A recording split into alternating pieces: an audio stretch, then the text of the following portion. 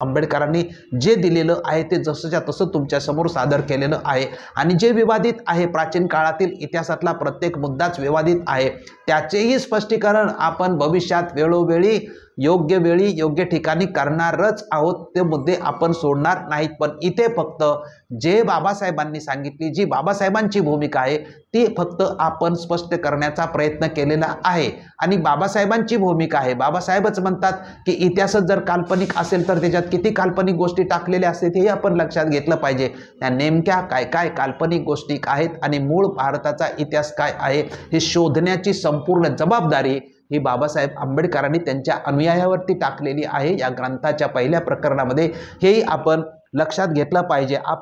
म्हणून आपल्या वाचनाचा उद्देश काय होता, तर बाबासाहेबांनी सांगितलं की प्राचीन भारतातील क्रांती प्रतिक्रांतीतील या सगळ्या प्रकरणांचा तुम्ही अभ्यास केला तरच तुमच्या लक्षात येईल की नेमकी परिस्थिती, मनुपूर्वीची परिस्थिती काय होती, नंतरची परिस्थिती काय होती, बुद्धाची क्रांती नेमकी कुठल्या पार्श्वभूमीवरती झाली, हे सगळं झाले त्या पार्श्वभूमीवर मग 14 ऑक्टोबर 1956 साली डॉक्टर बाबासाहेब आंबेडकरांच्या बौद्ध धम्माची पुनरुज्जीवन केलेला त्याची माहिती आपल्याला पटू शकते, महत्त्व पटू शकते। आपण आत्ता काय पाहिलं तर आपण पहिला मुद्दा पाहिला की प्रतिक्रांतीचा जन्म म्हणजे ब्राह्मणवादाचा विजय झाला। त्यानंतर दुसरा आपण हिंदू समाजाचे आचार विचार हे मनुस्मृतीने कसे दिलेले आहेत, त्यानंतर कृष्ण व त्याच्या गीतेसंबंधी पाहिले आणि आपण ब्राह्मण विरुद्ध क्षत्रिय यांच्या संदर्भात मनुस्मृतीमध्ये काय लिहिले आहे ते पाहिलं। शूद्र आणि प्रतिक्रांती म्हणजे शूद्राची मनुस्मृतीनंतर आणि मनुस्मृतीपूर्वी काय परिस्थिती होती त्याचं स्पष्टीकरण आपण दिलं। नंतर स्त्रीचं मनुस्मृतीच्या माध्यमातून आणि मनुस्मृतीच्या अगोदर काय परिस्थिती होती याचं बाबासाहेब आंबेडकरांनी जे स्पष्टीकरण दिले ते सादर आपण केलेलं आहे।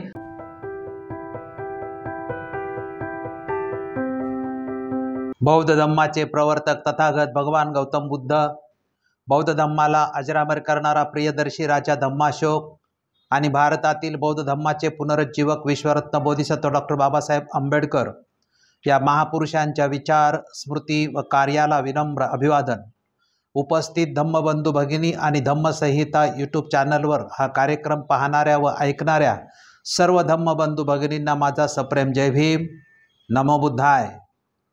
डॉक्टर बाबासाहेब आंबेडकर निर्मित दी बुद्धा अँड हिज धम्मा ग्रंथ प्रबोधन पर्व आपण जे सुरू केले आहे त्या उपक्रमाचा उद्देश अथवा संदेश हा आहे की 14 ऑक्टोबर 1956 रोजी डॉक्टर बाबासाहेब आंबेडकर यांनी भारतात बौद्ध धम्माचे पुनरुज्जीवन केले। पुनरुज्जीवित धम्माच्या प्रवासासाठी 22 प्रतिज्ञा आणि बुद्ध आणि कार्ल मार्क्स प्राचीन भारतातील क्रांती आणि प्रतिक्रांती व दी बुद्धा अँड हिज धम्मा या 3 ग्रंथाचा संच दिला। प्रतिज्ञा व 3 ग्रंथाच्या संचावर आधारित त्यांनी बौद्ध संस्कृती म्हणजेच बौद्ध जीवन पद्धती अथवा आचारसंहिता बनवण्याचे जाहीर केले होते। परंतु धम्मदीक्षेनंतर अवघ्या 53 दिवसात महापरिनिर्वाण झाल्यामुळे हे काम होऊ शकले नाही। डॉक्टर बाबासाहेबांनंतरही हे प्रयत्न झाले परंतु ते यशस्वी झाले नाहीत। अनुशासनाशिवाय धम्मप्रवास सुरू आहे। परिणामी समाज दिशाहीन, स्वैराचारी आणि वाद व विपर्यासात्मक जीवनात अडकून गेला आहे। डॉक्टर बाबासाहेब आंबेडकर पुनरुज्जीवित धम्माच्या विकासासाठी त्यांनी दिलेल्या प्रतिज्ञा व 3 ग्रंथाच्या संचावर आधारित बौद्ध संस्कृती म्हणजेच बौद्ध जीवन पद्धती अथवा बौद्ध आचारसंहिता निर्माण होणे आवश्यक आहे। अशी बौद्ध आचारसंहिता धम्मसंहिता या शीर्षकाअंतर्गत निर्माण करण्यात यावी यासाठी आम्ही गेली 38 वर्ष निरंतरपणे कार्यरत आहोत। सर्व बौद्ध अनुयायांद्वारे धम्मसंहिता निर्माण व्हावी या उद्देशाने अथवा संदेश देण्याच्या हेतूने हे प्रबोधन पर्व सुरू आहे। आम्ही सुरू केलेल्या प्रबोधन पर्वाच्या या उपक्रमाला महाराष्ट्राच्या कानाकोपऱ्यातून हळूहळू चांगला व सकारात्मक प्रतिसाद मिळत आहे। प्रतिसाद देणाऱ्या सर्व धम्मबंधू भगिनींचे जाहीर आभार मानतो आणि आजच्या विषयाला प्रारंभ करतो। आजच्या 30व्या भागाच्या विषयाचे शीर्षक आहे प्रतिक्रांती आणि मनुस्मृती। डॉक्टर बाबासाहेब आंबेडकरांनी क्रांती आणि प्रतिक्रांती या ग्रंथात प्रकरण 7 ते 13 मध्ये ज्या विषयाचे व मुद्द्यांचे संदर्भासहित स्पष्टीकरण केले आहे त्यांचा एकत्रित अभ्यास या शीर्षकाअंतर्गत करण्याचा आपण इथे प्रयत्न केलेला आहे। प्रतिक्रांतीचा जन्म झाल्यानंतर म्हणजेच ब्राह्मणवादाचा विजय झाल्यानंतर मनुस्मृतीची निर्मिती करण्यात आली आणि संपूर्ण समाज व्यवस्थेवर तिचा अंमल करण्यात आला। याचा अभ्यास या शीर्षका अंतर्गत आपण करणार आहोत। डॉक्टर बाबासाहेब आंबेडकर पुनरुज्जीवित धम्माच्या आकलनासाठी असलेल्या 3 पुस्तकांच्या संचातील क्रांती आणि प्रतिक्रांती हे दुसरे पुस्तक आहे। त्या पुस्तकातील पहिल्या 6 प्रकरणांचा आपण अभ्यास केलेला आहे। इथे आपण प्रकरण 7 ते 13 म्हणजे एकूण 13 प्रकरणे क्रांती आणि प्रतिक्रांती या ग्रंथामध्ये डॉक्टर बाबासाहेब आंबेडकरांची जी महाराष्ट्र शासनाने प्रकाशित केलेली आवृत्ती त्यामध्ये आहेत। तसे बाबासाहेबांच्या नियोजनामध्ये एकूण 41 प्रकरणं आहेत, परंतु त्यामधली ही 13 प्रकरणं शासनाला मिळालेली आहेत आणि ती छापलेली आहेत आणि तोच आपला सोर्स आहे।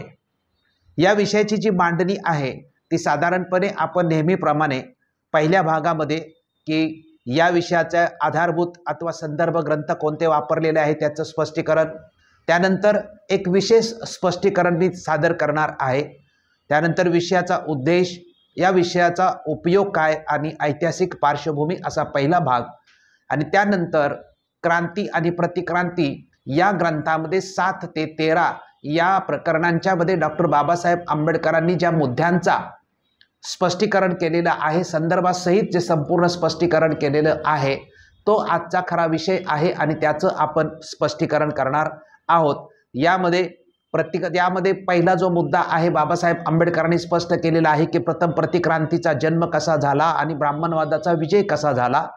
त्यानंतर बाबासाहेबांनी स्पष्टीकरण दिलेलं आहे की हिंदू समाजाचे मग आचार विचार नेमके काय आहेत, कृष्ण आणि त्यांची गीता, विराट पर्व आणि उद्योग पर्व, ब्राह्मण विरुद्ध क्षत्रिय, शूद्र आणि प्रतिक्रांती, स्त्री आणि प्रतिक्रांती या मुद्द्यांचा स्पष्टीकरण डॉक्टर बाबासाहेब आंबेडकरांनी 7 ते 13 या प्रकरणात केलेले आहेत। हे जे 7च्या 7 जी आपण प्रकरणं पाहतो ही प्रकरणं प्रतिक्रांतीचा जन्म झाल्यानंतर मनुस्मृती आणि मनुस्मृतीतल्या ग्रंथावर आधारित जी समाज व्यवस्था निर्माण झालेली आहे त्याला अनुषंगून असल्यामुळे आपण हा संपूर्ण एकत्रितपणे करण्याचा प्रयत्न इथे केलेला आहे। आधारभूत ग्रंथ नेहमीप्रमाणे कुठले घेतलेले आहेत तर आपण 3 आधारभूत ग्रंथ घेतलेला आहे। त्यामधला पहिला की डॉक्टर बाबासाहेब आंबेडकर चरित्र साधने प्रकाशन समिती उच्च व तंत्र विभाग शिक्षण विभाग महाराष्ट्र शासनाचा खंड क्रमांक 3, त्यानंतर भारत सरकारचा सामाजिक न्याय विभागातर्फे जे डॉक्टर बाबासाहेब आंबेडकरांचे इंग्रजीमधले जे 22 खंड आहेत त्याचा हिंदीमध्ये जो अनुवाद भारत सरकारने केलेला आहे त्याच्यातला खंड क्रमांक 7, आणि तिसरा डॉक्टर भीमराव रामजी आंबेडकर क्रांती आणि प्रतिक्रांती ज्याचा अनुवाद ओरिजिनल ग्रंथाचा प्रदीप रोडगे यांनी केलेला आहे, त्याची चतुर्थी आवृत्ती 2012-13 ची आहे। त्यामधलं जे स्पष्टीकरण आहे म्हणजे भाषांतर आहे ते आपण घेतलेलं आहे। आता मी गेल्या वेळेस छोटंसं स्पष्टीकरण केलं होतं आणि आताही स्पष्टीकरण करण्याचा प्रयत्न करतो, कारण प्राचीन काळातील भारताचा संपूर्ण जो इतिहास आहे त्या इतिहासाचं स्पष्टीकरण डॉक्टर बाबासाहेब आंबेडकरांनी क्रांती आणि प्रतिक्रांती या ग्रंथांच्या मध्ये दिलेलं आहे आणि ते आपण आत्तापर्यंत जवळजवळ 7 भागामध्ये पाहिलेलं आहे। आजचा 7वा भाग आहे। पहिले 6 भाग आपण पाहिलेले आहे आणि त्या अनुषंगाने काही प्रेक्षकांच्या कमेंट्सही आलेल्या आहेत, तर त्या कमेंट्सला अनुषंगूनच आपण की हा अभ्यास आपण का करतोय आणि या अभ्यासाच्या दृष्टिकोनातून लोकांच्या मनामध्ये जे प्रश्न निर्माण होतात त्या प्रश्नांचं स्पष्टीकरण करण्यासाठी आपण ही कमेंट्स पण करतोय आणि क्रांती आणि प्रतिक्रांतीचा एक प्रकारे आपण आजचा शेवटचा भाग करीत आहोत। त्यामुळे विशेष जे स्पष्टीकरण आहे ते स्पष्टीकरण असं, त्याच्यातला पहिला मुद्दा जे असा की जुलै 2023 पासून दी बुद्धा अँड हिज धम्मा ग्रंथ प्रबोधन पर्व आपण सुरू केलं। या प्रबोधन पर्वाचा अभ्यासक्रम 3 टप्प्यात ठरवलेला आहे। पहिला टप्पा डॉक्टर बाबासाहेब आंबेडकरांचा बौद्ध धम्माशी संबंध व प्रवास, दुसरा टप्पा द बुद्धा अँड हिज धम्मा या ग्रंथाची पार्श्वभूमी आणि तिसरा टप्पा द बुद्धा अँड हिज धम्मा या ग्रंथाचे प्रबोधन। आपण पहिला टप्पा पूर्ण केला आहे, दुसरा टप्पा सुरू करून त्याचे 29 भाग आपले पूर्ण झालेले आहेत आणि आजचा 30वा भाग सुरू आहे। या मुद्द्याचा आवर्जून उल्लेख करण्याचा उद्देश हा की आपण ठरवलेल्या अभ्यासक्रमानुसार आपले कार्यक्रम सुरू आहेत। क्रांती आणि प्रतिक्रांती हा दुसऱ्या कार्यक्रमाचा शेवटचा टप्पा आहे। क्रांती आणि प्रतिक्रांती ग्रंथात एकूण 13 प्रकरणं आहेत। यापैकी 6 प्रकरणांचा आपण स्वतंत्रपणे 6 भागात अभ्यास केलेला आहे। उरलेल्या 7 प्रकरणांचा आपण आज अभ्यास करणार आहोत सारांश रूपाने, आणि यानंतर पूर्वपीठिकेचा शेवटचा भाग म्हणून एकूण 30 भागांचा सारांश घेण्यासाठी एक कार्यक्रम आपण करणार आहोत। ते पूर्ण केल्यानंतरच आपण तिसऱ्या टप्प्याला सुरुवात करणार आहोत, म्हणजेच द बुद्धा अँड हिज धम्मा या ग्रंथाच्या अभ्यासाला आपण सुरुवात करणार आहोत। याची दखल धम्मसंहिता चॅनलच्या प्रेक्षक धम्म बंधू भगिनींनी घ्यावी ही विनंती। हे स्पष्टीकरणामधलं आपलं विशेष स्पष्टीकरणामधला पहिला मुद्दा। दुसरा मुद्दा महत्त्वाचा हा की आपण पहिल्या आणि दुसऱ्या टप्प्यात म्हणजे गेले 12 महिने द बुद्धा अँड हिज धम्मा ग्रंथ प्रबोधन पर्व उपक्रमाअंतर्गत जे विषय व्हिडिओद्वारा सादर केलेले आहेत त्या विषयांचा आणि या विषयातील प्रत्येक मुद्द्याचा आपण संदर्भ सादर केलेला आहे। मी माझे स्वतःचे विचार मांडलेले नाहीत। पहिल्या टप्प्यात बाबासाहेबांचे बौद्ध धम्माशी संबंध व प्रवास हा विषय संदर्भासहित मांडलेला आहे। या विषयातील कोणत्याही मुद्द्याबाबत विद्वान विचारवंत इतिहासकार यांच्यामध्ये कोणत्याही प्रकारचे मतमतांतर नाहीत, कारण तो संदर्भासहित आणि पुराव्यासहित डॉक्टर बाबासाहेब आंबेडकरांच्या संदर्भातला विषय आहे, याबद्दल वादविवाद नाही। तिसरा मुद्दा आहे की द बुद्धा अँड हिज धम्म ग्रंथाच्या पार्श्वभूमीच्या दुसऱ्या टप्प्यातील शेवटचा भाग बुद्ध की कार्ल मार्क्स आणि क्रांती व प्रतिक्रांती या बाबासाहेबांच्या ग्रंथाचा आहे।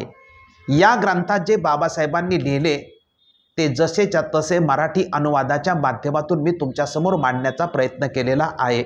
यामध्ये माझे स्वतःचे विचार समाविष्ट केलेले नाहीत, याची सर्वांनी दखल घेतली पाहिजे। आता हे स्पष्टीकरण मी का करीत आहोत, गेल्या वेळेसही थोडंसं केलं होतं आणि आत्ताही मी हे स्पष्टीकरण करत आहोत।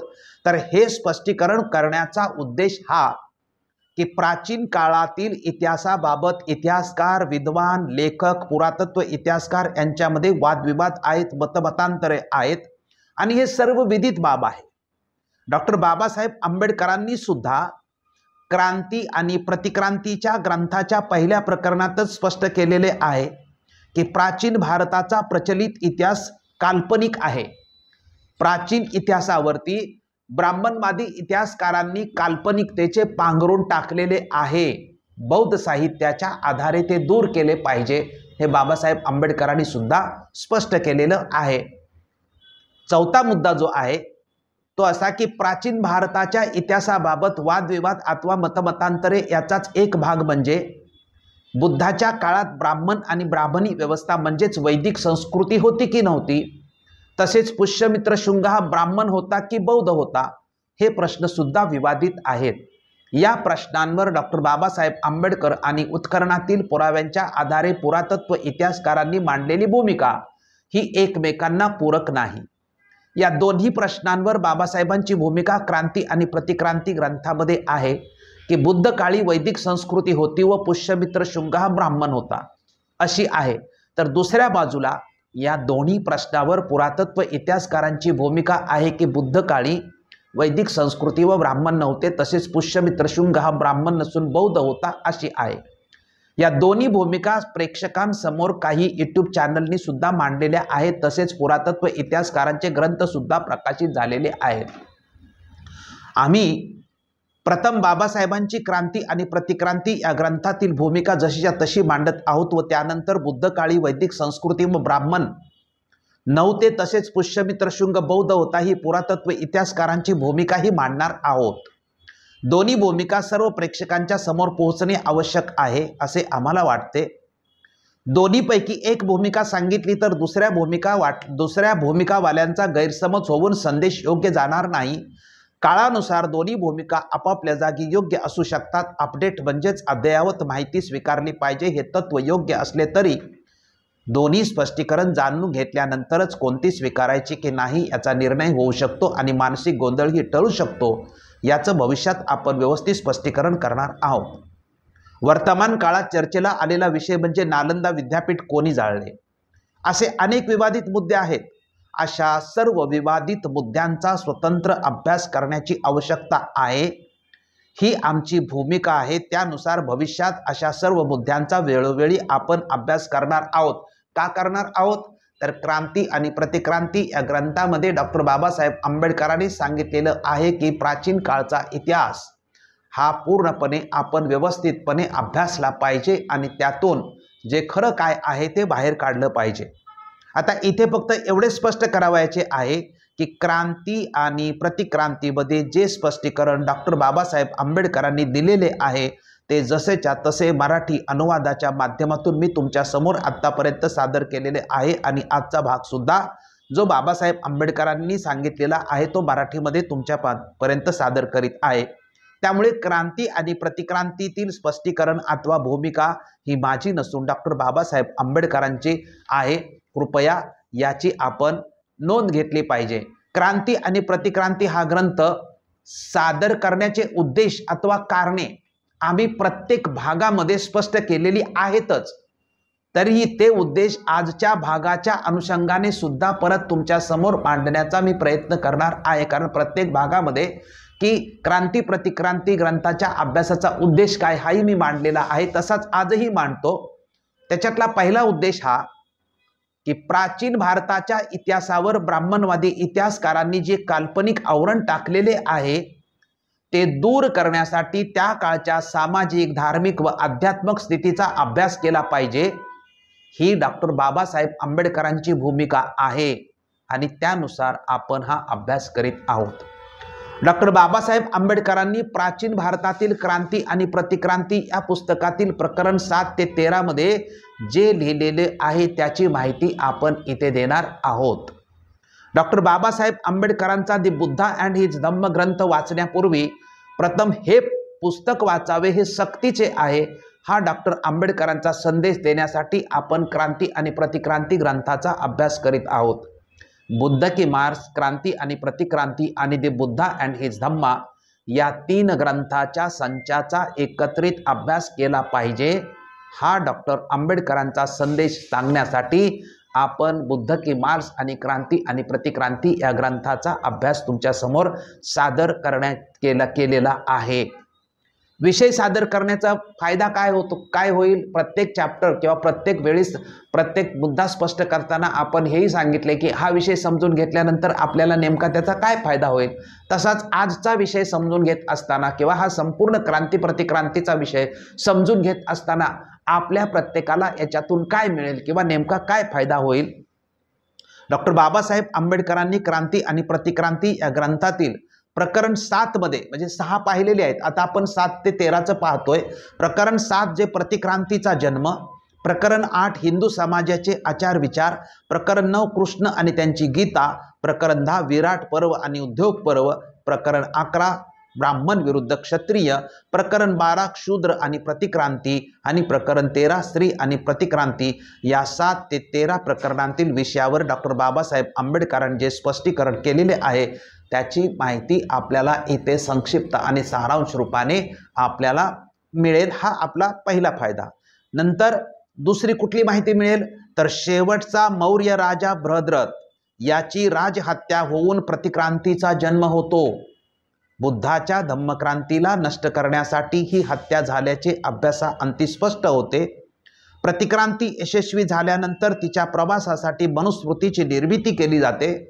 मनुस्मृती या ग्रंथाद्वारे समाजाचे आचार विचार ठरवले जातात, जाती व्यवस्था प्रस्थापित केली जाते, यामुळे विषमता प्रस्थापित होते।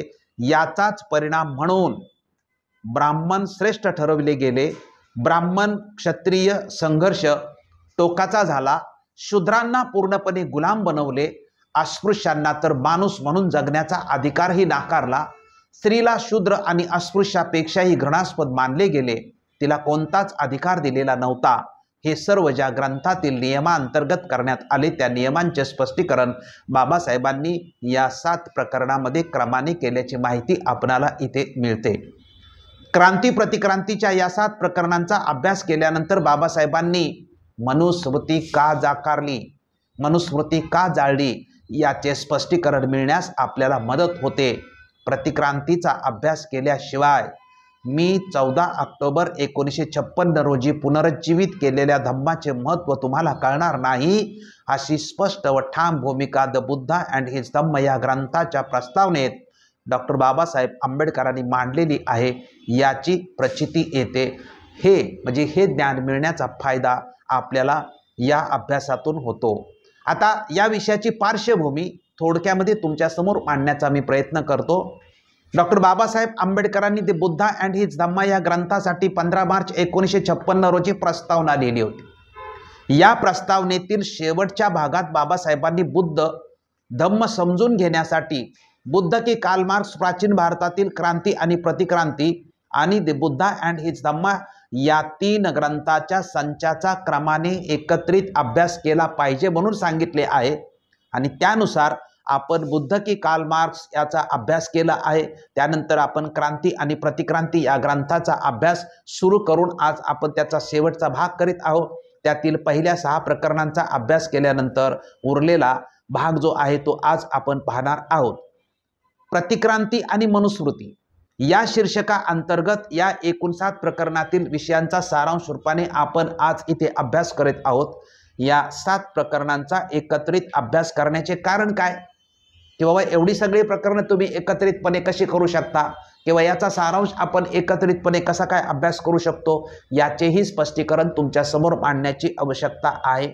घाईघाईमध्ये करतोय किंवा हे सगळं कंप्लीट करण्यासाठी करतोय का, असाही अजिबात नाही। आम्हाला कुठल्याही प्रकारची घाई नाही, परंतु हे जे सगळं एकमेकांना लिंक आहे आणि सर्व चॅप्टर मनुस्मृतीमधलेच आहेत आणि लहानपणापासून किंवा आपण नेहमीच मनुस्मृतीच्या संदर्भातली माहिती आपल्याला उपलब्ध असते, त्यामुळे याची लिंक कशी आहे ते स्पष्ट करण्याचा प्रयत्न। याचे स्पष्टीकरण असे की क्रांती प्रतिक्रांती स्थापित करण्यासाठी मनुस्मृती ग्रंथ लिहिला जातो।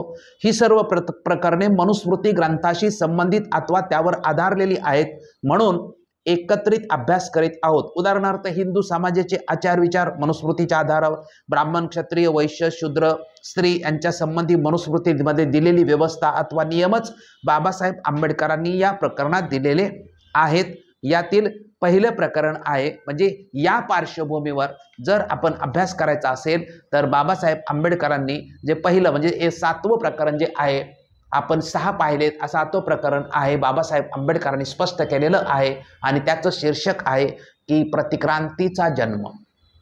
आपण बाबासाहेब आंबेडकरांचंच म्हटलं की विशेष स्पष्टीकरणामध्ये की बाबासाहेब आंबेडकरांनी जे दिलेलं आहे ते जसंच्या तसं तुमच्या समोर मांडण्याचा मी प्रयत्न करीत आहे आणि म्हणून हे सर्व वाचून दाखवण्याचा उद्दिष्ट आहे की हे बाबासाहेबांचं आहे, फक्त मूळ त्यांचं इंग्रजीत आहे आणि अनुवाद फक्त मी तुमच्या समोर वाचून दाखवतो, कारण आपलं सर्व प्रेक्षक आपण सुरुवातीपासून सर्व कार्यक्रम हे मराठीत करीत आहोत। त्यामुळे क्रांती आणि प्रतिक्रांती ग्रंथामध्ये डॉक्टर बाबासाहेब आंबेडकरांचे नेमके विचार काय आहेत ते जसेच्या तसे अनुवादाच्या माध्यमातून तुमच्या समोर मांडण्याचा मी प्रयत्न करीत आहे। त्याच्यातला प्रतिक्रांतीचा जन्म या शीर्षका अंतर्गत जे बाबासाहेब आंबेडकरांनी स्पष्टीकरण दिलेलं आहे ते स्पष्टीकरण मी तुमच्या समोर मांडण्याचा प्रयत्न करीत आहे, जे बाबासाहेब आंबेडकरांनी लिहिलेलं आहे। असे बाबासाहेब आंबेडकर म्हणतात की भारताबाबत बोलताना प्राध्यापक ब्लूमफिल्ड यांनी वेदांचा धर्म या विषयावरील व्याख्यानाची सुरुवात भारत ही एकाहून अनेक अर्थांनी धर्माची भूमी आहे याचे स्मरण करून केली आहे। आपल्या स्वतःच्या साधनांच्या साह्याने भारताने अनेक विध धर्म आणि पंथ निर्माण केले आहेत। दुसऱ्या एका अर्थानेही भारत ही धर्माची भूमी आहे। इतरत्र कुठेही धार्मिक श्रद्धांनी आणि विचारांनी जीवनाच्या सर्व क्षेत्रात समावेश केलेला दिसत नाही। या निवेदनात फार मोठे सत्य आहे। बाबासाहेब म्हणतात भारत ही धर्माच्या संघर्षाची भूमी आहे, असे जर त्यांनी म्हटले असते तर ते सत्याच्या अधिक समीप ठरले असते, कारण भारताच्या इतिहासात धर्माचा प्रभाव इतर कोणत्याही देशातील इतिहासावर दिसून येत नाही। भारताचा इतिहास हा बौद्ध धर्म आणि ब्राह्मणी धर्म यातील मरणांतिक संघर्षाचा इतिहास आहे। या सत्याची इतकी उपेक्षा झाली आहे की कोणीही त्याला सहजगत्या मान्यता देणार नाही। इतकेच नव्हे तर ही गोष्ट सर्वस्वी फेटाळून लावणारे थोडे निघणार नाहीत। बाबासाहेब म्हणतात की यासाठी मी या ठिकाणी भारताच्या इतिहासातील काही महत्त्वाच्या गोष्टी सांगू इच्छितो, कारण जो कोणी भारताचा इतिहास जाणू इच्छितो त्याला भारताचा इतिहास हा ब्राह्मण धर्म आणि बौद्ध धर्म यांच्यात प्रभुत्वासाठी झालेल्या संघर्षाखेरीज इतर काही नाही हे समजणे आवश्यक आहे। भारताच्या इतिहासाची सुरुवात भारतावर आर्यांचे आक्रमण, त्यांनी भारताला आपले वसतिस्थान बनवणे आणि आपली संस्कृती तेथे स्थापन करणे येथून होते असे मानले जाते। आर्यांचे गुण कोणतेही असो, त्यांची संस्कृती, त्यांचा धर्म, त्यांची समाज व्यवस्था काहीही असो, पण आपणास त्यांच्या राजकीय इतिहासाचे फार कमी ज्ञान आहे हे निश्चित. आर्य हे अनार्यापेक्षा श्रेष्ठ होते असा दावा केला जातो, परंतु आर्यांनी आपल्या राजकीय इतिहासाबाबत बोलण्यासारखे फारसे लिहून ठेवलेलं नाही हे खरे आहे. भारताचा राजकीय इतिहास नाग नावांच्या अनार्यांच्या उदयापासून होतो. हे नाग राजे फार शक्तिमान होते, त्यांना आर्य जिंकू शकले नाहीत. आर्यांना त्यांच्याशी शांतता करार करावा लागला व त्यांना आपल्या समान दर्जाचे मानावे लागले. प्राचीन काळात भारताने जी काही कीर्ती आणि गौरव प्राप्त करून घेतला त्याचे श्रेय या अनार्य नागांनाच द्यावे लागेल. या नागांनीच भारताला जगात महान व गौरवशाली बनवलेले आहे. भारताच्या इतिहासातील पहिला टप्पा मगध राज्याच्या ख्रिस्तपूर्व 642 मध्ये झालेला उदय हा आहे. मगध राज्याचा संस्थापक शिशुनाग हा होता. हा शिशुनाग अनार्य नाग वंशाचा होता. शिशुनाग घराण्याच्या कारकिर्दीत छोट्या मगध राज्याचा विस्तार खूप मोठा झाला. या घराण्यातील 5वा राजा बिंबिसार याच्या कारकिर्दीत मगध राज्याचे रूपांतर साम्राज्यात झाले. त्याला मगध साम्राज्य असे नाव प्राप्त झाले. शिशुनाग घराण्याचा राज्य ख्रिस्तपूर्व 413 पर्यंत अस्तित्वात होते. या वर्षी शिशुनाग घराण्यातील राजा महानंद यास नंद नावाच्या एका महत्वाकांक्षी साहसी तरुणाने ठार केले. नंदाने मगध साम्राज्य बळकावले व नंद घराण्याची सत्ता चालू ठेवली. या नंद घराण्याची सत्ता ख्रिस्तपूर्व 322 पर्यंत होती. शेवटचा नंद घराण्यातील राजाला चंद्रगुप्ताने पदच्युत केले व मौर्य घराण्याची सत्ता मगध साम्राज्यावरती स्थापन झाली. चंद्रगुप्त हा शिशुनाग घराण्यातील शेवटचा सम्राटाचा नातलगच होता. याचा अर्थ असा होतो की चंद्रगुप्ताने पुन्हा नाग घराण्याचीच सत्ता मगध साम्राज्यावरती स्थापन केली. मी याचं स्पष्टीकरण देत नाही, कारण अगोदरच्या व्हिडिओमध्ये आपण हा सगळा इतिहास क्रमाने पाहिलेला आहे. इथे फक्त क्रांती आणि प्रतिक्रांतीमध्ये प्रतिक्रांतीचा जन्म कसा झाला या उद्देशाने जे बाबासाहेबांनी दिले ते फक्त तुमच्यासमोर मांडण्याचा मी प्रयत्न करीत आहो, जे बाबासाहेबांचं आहे. बाबासाहेब म्हणतात की मौर्य घराण्याने त्यांच्या विजयी मोहिमांनी मगध साम्राज्याचा विस्तार प्रचंड प्रमाणात केला. अशोक सम्राटाच्या काळात हे मगध साम्राज्य इतके विस्तार पावले होते की मगध साम्राज्याला अशोकाचे साम्राज्य असे मानले जाऊ लागले. त्यावेळी प्रचारात असलेल्या धर्मापैकी बौद्ध धर्म असल्याचे ब्राह्मणी धर्माचे स्वरूप टिकून राहिले नाही. अशोकाने बौद्ध धर्माला राजधर्म बनवला. ब्राह्मणी धर्माला फार मोठा धक्का होता. त्यामुळे अशोकाच्या राज्याचा ब्राह्मणांना राजाचा आश्रय राहिला नाही व त्याची दुय्यम आणि दुर्लक्षित म्हणून गणना होऊ लागली. खरे तर ते दडपले गेले असेही म्हणता येईल, कारण अशोकाने ब्राह्मणी धर्माचे प्रमुख अंग असलेल्या सर्व प्रकारच्या प्राण्यांना यज्ञात बळी देण्याच्या पद्धतीवर बंदी घातली. ब्राह्मणांनी राजाश्रय तर गमावलाच, पण शिवाय त्यांचा उपजीविकेचा धंदाही बंद झाला. कारण दक्षिणा घेऊन यज्ञांचे पौरोहित्य करणे हा त्यांचा मूळ पेशा होता व दक्षिणा म्हणून त्यांना फार मोठी रक्कम मिळत असे. ते त्यांचे सर्वात महत्त्वाचे उपजीविकेचे साधन होते. मौर्य साम्राज्य अस्तित्वात होते तितकी म्हणजे एकूण 140 वर्ष ब्राह्मण हे दडपलेले व पद्दलित म्हणून जगले. यामुळे बौद्ध शासनाविरुद्ध बंड करणे याशिवाय दुसरा कोणताही मार्ग हाल अपेष्टा सोसणाऱ्या या ब्राह्मणांना राहिला नव्हता. पुष्यमित्राने मौर्य घराण्याविरुद्ध बंड केले. त्याचे आणखी एक खास कारण होते. पुष्यमित्राचे शृंग हे गोत्र होते. शृंग हे सामवेदी ब्राह्मण होते. शृंगाचा प्राणिमात्राच्या आहुतीवर सोमयज्ञावर विश्वास होता. बाबासाहेब म्हणतात सर्व मौर्य साम्राज्यात पशूंची आहुती देण्यावरती बंदी होती. अशोकाच्या स्मृतिशिलेवर ही बंदी कोरलेली होती. त्याविरुद्ध शुंग गोत्रीयांचा राग असणं स्वाभाविकच होते. त्यामुळे बौद्ध साम्राज्य नष्ट करून ब्राह्मणांची अवनती टाळावी हे सामवेदी ब्राह्मण म्हणून पुष्यमित्राचे ध्येय होते, यात नवल नाही. बौद्धांच्या राज्यातील ब्राह्मणांच्या होणाऱ्या हालातून ब्राह्मणांना मुक्त करणे, ब्राह्मणी धर्माचे पुनरुज्जीवन करणे हे पुष्यमित्राचे ध्येय होते, असे बाबासाहेब आंबेडकर म्हणतात. पुष्यमित्राने केलेल्या राज्यहत्येचा उद्देश राजधर्म म्हणून बौद्ध धर्माचे स्थान नष्ट करणे आणि ब्राह्मणांना भारताचे सार्वभौम शासक बनवावयाचे हा होता. ब्राह्मणी धर्माच्या मागे राजसत्ता उभी केली तर ब्राह्मणातील धर्माचा बौद्ध धर्मावर विजय प्राप्त करता येईल, हा पुष्यमित्रांचा विचार होता.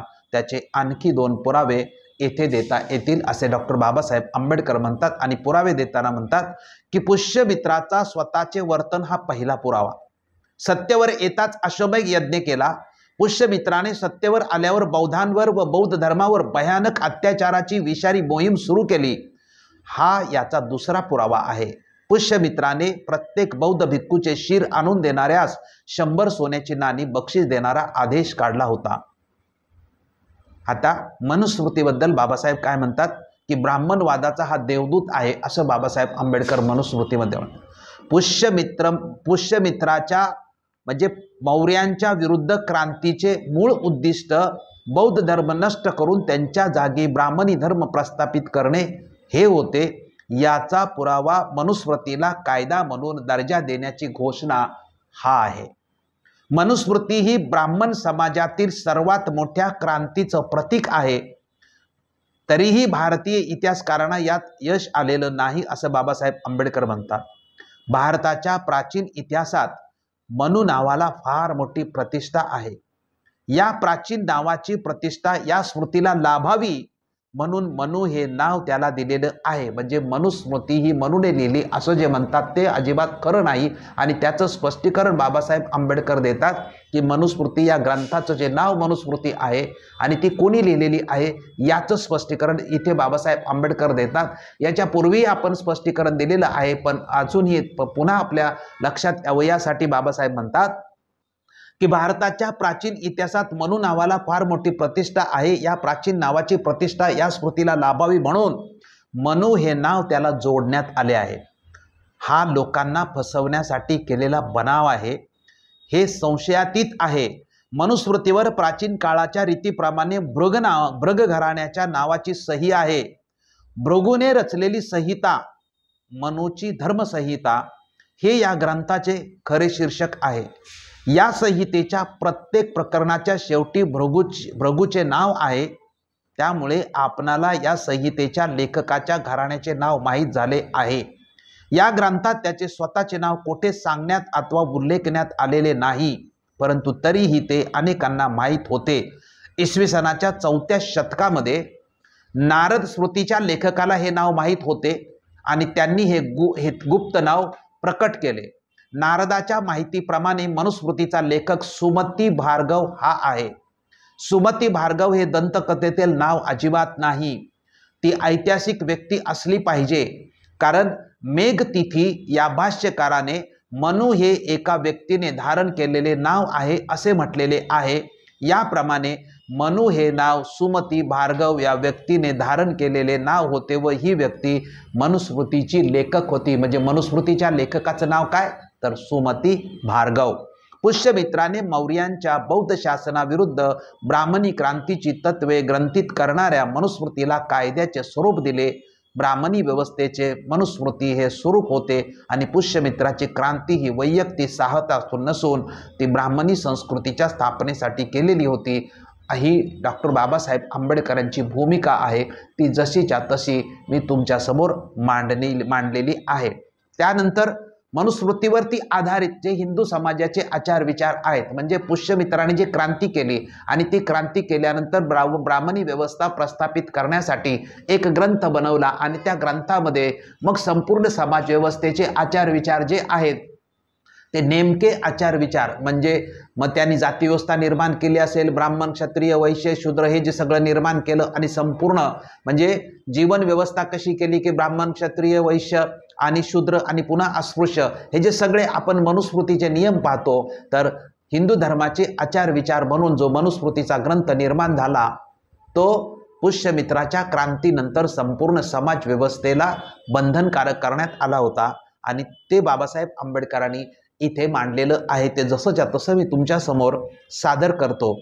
बाबासाहेब म्हणतात की हिंदूंचे आचार विचार आणि धार्मिक सिद्धांत स्मृतीवर आधारित आहेत. या स्मृतींची गणना हिंदूंच्या पवित्र धार्मिक साहित्यात केली जाते. जर आपणास हिंदूंचे नैतिक आणि धर्मविषयक विचार माहीत करून घ्यावयाचे झाल्यास या स्मृतींचे अध्ययन करणे आवश्यक आहे. अशा स्मृतींची एकूण संख्या देखील कमी नाही. साधारणतः स्मृतींची संख्या 108 मानण्यात येते. स्मृतींची ही मोठी संख्या मात्र आपणास अडचण ठरू शकणार नाही अभ्यासासाठी. जरी या स्मृती वेगवेगळ्या असल्या तरी त्या एकमेकापासून मूलतः अजिबात भिन्न नाहीत. सर्व स्मृतींचे मूळ काय आहे तर मनुस्मृती आहे. आणि याचं स्पष्टीकरण करताना बाबासाहेब म्हणतात की या सर्व स्मृतींचे मूळ मात्र एकच आहे, ते आहे मनुस्मृती, जी मानव धर्मशास्त्र या नावाने देखील ओळखली जाते. सर्व स्मृतींची पुनरावृत्ती मनुस्मृतीपासूनच होत गेली आहे आणि सर्व स्मृतींचे मूळ मनुस्मृतीत असल्या कारणाने हिंदूंचे नैतिक आचार विचार आणि धार्मिक संकल्पना जाणून घेण्यासाठी मनुस्मृतीचे अध्ययन करणे आवश्यक आहे. मनुस्मृती ही कायद्याची संहिता आहे. याचं स्पष्टीकरण बाबासाहेब देताना म्हणतात की हीच गोष्ट इतर स्मृतींना देखील लागू आहे. हे नीतिशास्त्रही नाही किंवा धार्मिक ग्रंथ देखील नाही. नियमांच्या कुठल्याही संहितेला नीतिविषयक आणि धार्मिक शिकवणुकीचा ग्रंथ समजणे म्हणजे नीतिशास्त्र, धर्म आणि कायदा यात विसंगती निर्माण करणे होय.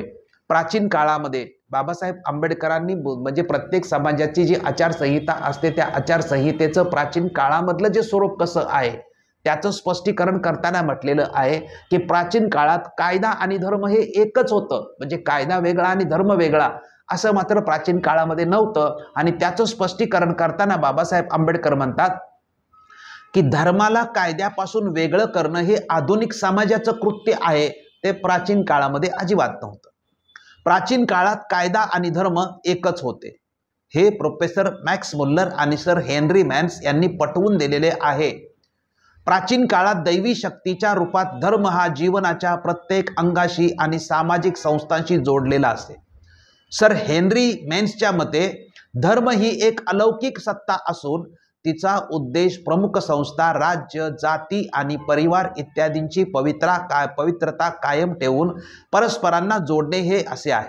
धर्माला कायद्याच्या स्थानापासून वेगळे करणे कित्येक शतके संभव न झाल्यामुळे धर्माचे स्थान हे आढळ राहिले. पुढील काळात मात्र हे शक्य झाले, परंतु आता देखील याची चिन्हे आज तागायत दिसत असल्यामुळे मानव इतिहासाच्या सुरुवातीला धर्माचे केवढे मोठे प्राबल्य होते हे आपल्याला दिसून येते. बाबासाहेबांनी जसं प्राचीन काळात धर्म आणि कायदा एकच होता, तसं दुसऱ्या मुद्द्यात बाबासाहेब आंबेडकर म्हणतात की धर्म आणि नैतिकतेमध्ये भेद केला जातो. त्याच्या स्पष्टीकरणार्थ बाबासाहेब आंबेडकर म्हणतात की आधुनिक युगात धर्म आणि नैतिकतेमध्ये भेद केला गेला, तो पूर्वीच्या काळामध्ये नव्हता. म्हणजे कायदा आणि धर्म याच्यामध्ये जसा भेद नव्हता तसा धर्म आणि नीतिमत्ता याच्यामध्येही पूर्वी प्राचीन काळामध्ये भेद नव्हता. बाबासाहेब म्हणतात की आधुनिक युगात धर्म आणि नैतिकतेमध्ये भेद केला गेला. धर्म आणि नैतिकतेचा एकमेकाशी इतका जवळचा घनिष्ठ संबंध आहे की त्यांना वेगळे करणे जवळपास अशक्यप्राय आहे. सदाचार आणि नैतिकता हे व्यवहाराचे विषय आहेत. प्रोफेसर जॅक्सनने जोर देऊन सांगितले आहे की नैतिकता ही लोकांना माहीतच पाहिजे असे नाही, तर लोकांनी चांगले राहावे हा नैतिकतेचा मूळ हेतू आहे. एवढेच नव्हे तर जे योग्य आहे त्याला वैज्ञानिक आधार देऊन जीवनात अनुकरण करण्यायोग्य बनवावे. त्यानंतर जसं बाबासाहेब कायदा आणि धर्म एकच, धर्म आणि नैतिकता एकच, तसंच बाबासाहेब आंबेडकर म्हणतात की सदाचाराची प्रेरक शक्ती कुठे आहे. सदाचारी जीवन जगण्याची जी प्रेरणा मिळते किंवा जी शक्ती मिळते किंवा ही जी प्रेरक शक्ती आहे ती धर्मामध्ये मिळते असं डॉक्टर बाबासाहेब आंबेडकर म्हणतात. आणि त्याचं स्पष्टीकरण देताना ते लिहितात की जोपर्यंत या नैतिकतेत सदाचाराच्या पालनाला एखाद्या प्रेरक शक्तीची जोड असत नाही तोपर्यंत सदाचार निष्क्रिय ठरतो. म्हणून सदाचाराची प्रेरक शक्ती ही धर्मात निहित असते. धर्म हीच खरीखुरी शक्ती असते. प्रोफेसर जॅक्सनच्या मते यातून आपल्याला प्रेरणा मिळते. या प्रेरणेमुळेच आपण जीवन जगण्यास प्रवृत्त होतो. जीवनात येणाऱ्या मोठमोठ्या बाधा देखील आपणास या प्रेरणेमुळे पार करू शकतो. या प्रेरणा दिसावयास साधारण जरी असल्या तरी याद्वारे नैतिक सदाचाराच्या मार्गावर मनुष्य सदैव मार्गक्रमण करीत असतो. कधी ही प्रेरणा निषेधांच्या स्वरूपात असते तर कधी कधी पवित्र नियमांच्या स्वरूपात असते. याचे अनुसरण लोक श्रद्धेने करतात, परंतु ही सगळी वेगवेगळी रूपे आहेत ज्याद्वारे धर्मरूपी प्रेरक शक्तीद्वारा सदाचारांच्या नियमाच्या पालनाची भावना लोकांच्या मध्ये वसत असते. धर्म ही ऊर्जा आहे जी सदाचाराच्या चक्राला सातत्याने नियंत्रित करीत असते. मनुस्मृतीत कर्तव्य नियमांना मात्र संहिताबद्ध केलेला आहे. म्हणजे या पार्श्वभूमीवर बाबासाहेबांनी कायदा आणि धर्म एकच होता. प्राचीन काळी धर्म आणि नैतिकतेमध्ये भेद अजिबात नव्हते. सदाचाराची शक्ती ही प्रेरक शक्ती ही धर्मात मिळते. आता या पार्श्वभूमीवर जी मनुस्मृती आहे ही मनुस्मृती कशी आहे तर मनुस्मृतीत कर्तव्य आणि नियमांना फक्त संहिताबद्ध केलेलं आहे असं बाबासाहेब आंबेडकर म्हणतात. आणि याचं स्पष्टीकरण देताना लिहितात की सदाचार आणि नैतिकता जर कर्तव्य असतील तर निसंदेह मनुस्मृती हा नीतिशास्त्राचा ग्रंथ आहे. जो कोणी मनुस्मृती वाचण्याचे कष्ट घेईल त्याला हे निश्चितच आढळून येईल की या ग्रंथामध्ये मुख्य विषय जर कुठला असेल तर तो कर्तव्य पालनाबाबत आहे. मनु हा सर्वप्रथम असा व्यक्ती होता ज्याने या कर्तव्यांना आणि नियमांना व्यवस्थित व संहिताबद्ध केले. हे नियम पालन करणे हिंदूंना बंधनकारक करण्यात आले.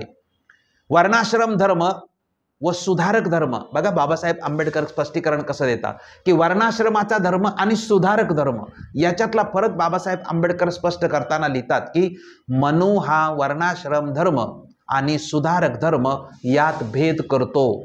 वर्णाश्रम धर्मामध्ये समाविष्ट कर्म हे जीवनाच्या विशिष्ट अवस्थांशी संबंधित आहेत. यातील निर्णय हे त्या जातीपुरते किंवा वर्णापुरते मर्यादित आहेत, तर साधारण नियम हे मनुष्याकरता असल्या कारणाने आचरण करावयाचे आहेत. या संपूर्ण ग्रंथात कर्तव्याशिवाय दुसरं काहीही सांगितलेलं नाही. मनुस्मृती हा धर्म व सदाचारामुळे कायद्याची संहिता बनतो. 3 मुद्दे बाबासाहेब सांगतात. पहिला मुद्दा काय सांगतात की धर्म व सदाचारामुळे मनुस्मृती हा कायद्याची संहिता आहे, कर्तव्यामुळे तो आचारशास्त्राचा ग्रंथ आहे आणि जाती सिद्धांतामुळे तो धर्मग्रंथ आहेत. म्हणजे 3 गोष्टी याच्यामध्ये आहेत मनुस्मृतीमध्ये. त्या बाबासाहेब आंबेडकर संक्षिप्तपणे कशा स्पष्ट करतात की धर्म व सदाचार म्हणून धर्मग्रंथ, कर्तव्यामुळे आचार ग्रंथ आणि जाती सिद्धांतामुळे पुन्हा धर्मग्रंथ. याच्या स्पष्टीकरणासंदर्भात बाबत बाबासाहेब लिहितात की अशा प्रकारे मनुस्मृती हा कायद्याची संहिता आहे कारण यामध्ये धर्म आणि सदाचाराला जोडण्यात आलेला आहे. हा आचारशास्त्राचा ग्रंथ आहे कारण की यात मनुष्याच्या कर्तव्याचा समावेश केला आहे. मनुस्मृती हा धर्मग्रंथ आहे कारण की यात हिंदूंच्या धर्मरूपी जीवनाच्या आत्मा असलेल्या जातीचे वर्णन केले गेले आहे.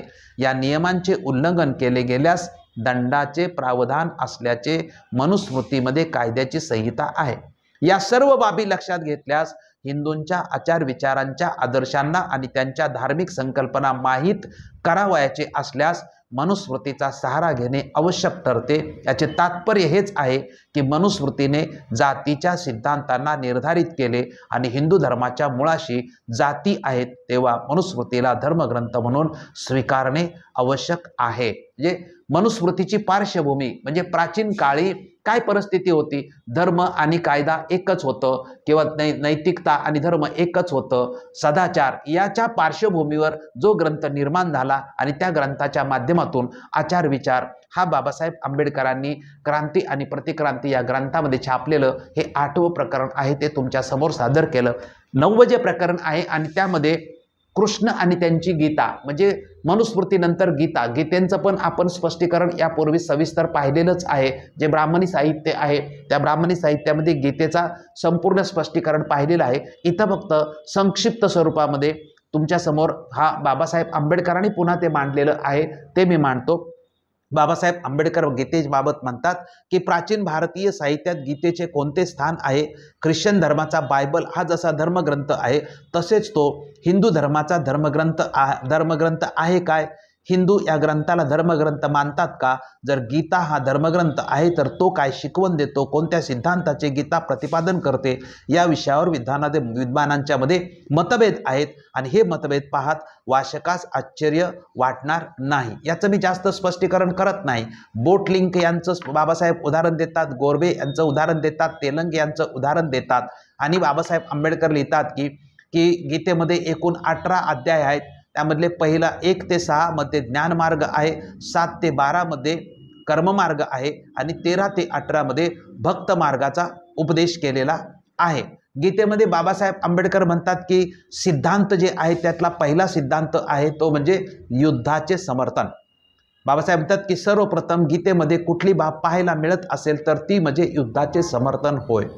दुसरा सिद्धांत बाबासाहेब आंबेडकर काय म्हणतात की चातुर्वर्ण्याचे समर्थन, म्हणजे दुसऱ्या सिद्धांताचे प्रतिपादन भगवद्गीतेमध्ये करण्यात आले आहे आणि ते म्हणजे चातुर्वर्ण्याचे तात्विक समर्थन केलेलं आहे. त्यानंतर भगवद्गीतेच्या रचनेचे कारण बाबासाहेब आंबेडकर स्पष्ट करतात की भगवद्गीतेच्या रचनेचं कारण काय, तर बाबासाहेब आंबेडकरांचं असं म्हणणं आहे की भगवद्गीतेच्या रचनेचे कारण बौद्ध धम्माच्या प्रभावापासून ब्राह्मणवादाचे रक्षण करणे हे गीतेच्या रचनेचं कारण आहे असं बाबासाहेब आंबेडकरांचं म्हणणं आहे. आणि त्या म्हणण्याच्या स्पष्टीकरणार्थ किंवा पुष्ट्यर्थ बाबासाहेब आंबेडकर लिहितात की भगवद्गीतेमध्ये प्रतिक्रांतीच्या तत्वज्ञानाचं प्रतिपादन का करण्यात आले आहे. माझ्या विचाराने याचे सरळ उत्तर हे आहे की बौद्ध धर्माच्या जबरदस्त प्रभावापासून ब्राह्मणवादाचे रक्षण करण्यासाठीच भगवद्गीतेची रचना करण्यात आली. बुद्धाने अहिंसेचा उपदेश केला. केवळ उपदेशच दिला नाही तर ब्राह्मणांना सोडून बहुसंख्य समाजाने अहिंसेच्या जीवनशैलीचा स्वीकार केला. हिंसेबद्दल तत्कालीन समाजात घृणा निर्माण झाली होती. बुद्धाने चातुर्वर्ण्याचा विरुद्ध उपदेश दिला. बुद्धाने चातुर्वर्ण्याचे खंडन तीव्र शब्दात केले आहे. बुद्धाच्या शिकवणीने चातुर्वर्ण्याचा डोलाराच उद्ध्वस्त झाला. चातुर्वर्ण्य उलटसुलट रचलेले होते. बुद्धाने लोकांना समजावून सांगितले की चातुर्वर्ण्याच्या आड ब्राह्मणांचे स्वार्थ दडलेला आहे. त्यानंतर वेद हे ईश्वर निर्मित आहेत या संदर्भामध्ये म्हटलेलं आहे की बुद्धाच्या या क्रांतिकारी तत्वज्ञानाला ब्राह्मणवादाचे काय उत्तर होते, तर हेच की वेद हे अपौरुषेय म्हणजे ईश्वर निर्मित असून त्याच्याबद्दल कुठलीही शंका घेता येत नाही. जेमिनीच्या सिद्धांताला भगवद्गीतेद्वारा समर्थन केलं. मीमांसा व ब्रह्मसूत्रानंतर गीतेची रचना करण्यात आली असं बाबासाहेब आंबेडकरांनी म्हटलं. गीता आणि बौद्ध धम्म दोन्ही एकाच वेळी झालेल्या क्रांतीची अभिव्यक्ती असं बाबासाहेब आंबेडकर स्पष्ट करतात आणि लिहितात की ज्या वेळेला बौद्ध धम्माचा प्रभाव ब्राह्मण धर्मावर खूपच वाढला आणि बौद्ध क्रांतीने तत्कालीन समाज व्यवस्थेत आमूलाग्र परिवर्तन घडवून आणले त्यावेळी गीता प्रारंभिक अवस्थेमध्ये होती. म्हणूनच गीतेतील सिद्धांताला धार्मिक तत्वांच्या आधाराची गरज भासू लागली आणि गीतेमध्ये जे जे अंग दुर्बल असतील त्या अंगाला बल देण्याचा प्रयत्न करण्यात आलेला आहे. आता बाबासाहेब आंबेडकर मुद्दा एक मांडतात तो बघा की भगवद्गीतेवर बौद्ध धम्माचा प्रभाव आहे हे मात्र या देशामध्ये प्रस्थापित मंडळी मान्य करायला तयार नाहीत. बाबासाहेब म्हणतात की सैद्धांतिकपणे विद्वानात हीच धारणा आहे की बौद्ध धम्म हा प्राचीन ब्राह्मणी धर्माचेच एक रूप आहे. भगवद्गीतेवरती बौद्ध धम्माचा कुठल्याही प्रकारचा प्रभाव आहे हे मात्र या देशामध्ये मानण्यास मुळीच ही मंडळी तयार होत नाही. परंतु काही असलं तरी गीता ही बौद्ध विचारांनी भरलेली आहे आणि त्याच्या स्पष्टीकरणार्थ बाबासाहेब आंबेडकर म्हणतात की गीता आणि बौद्ध धम्माचे तुलनात्मक अध्ययन ज्याने केले आहे त्याला फारच धक्का पोचल्याशिवाय राहत नाही. कारण की गीतेमध्ये सांख्य तत्वज्ञानच सांगण्यात आले आहे तेव्हा हे स्पष्टच आहे की गीता ही बौद्ध विचारांनी भरलेली आहे.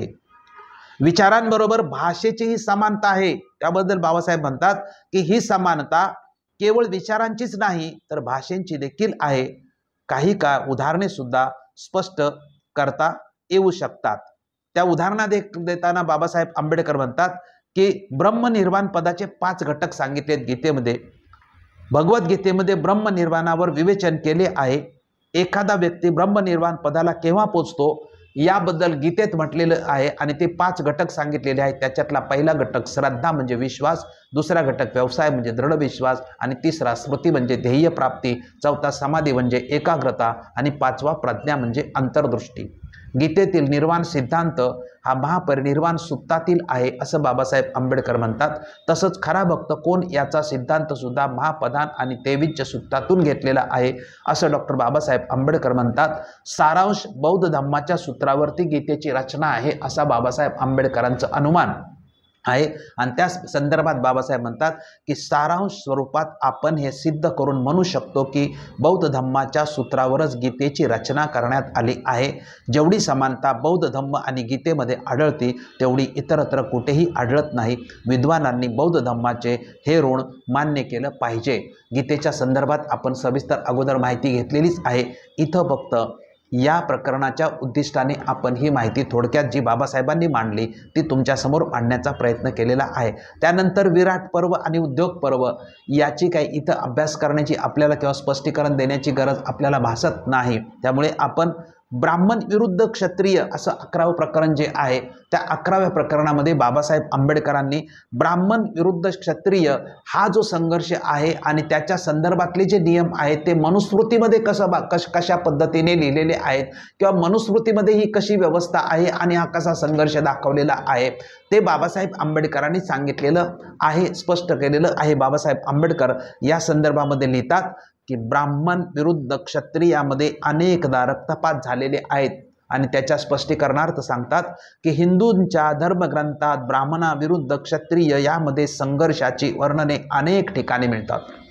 स्वतःच्या वर्गाच्या हिताचे रक्षण करण्याकरता यामध्ये अनेकदा रक्तपात देखील घडून आलेला आहे।